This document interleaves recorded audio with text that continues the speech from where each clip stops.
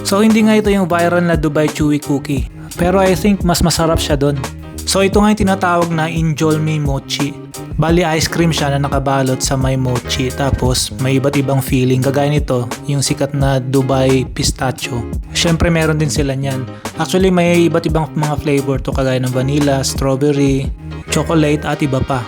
Yung mochi, ito yung malagkit, yung sticky rice na ganyan pinapambalot nila.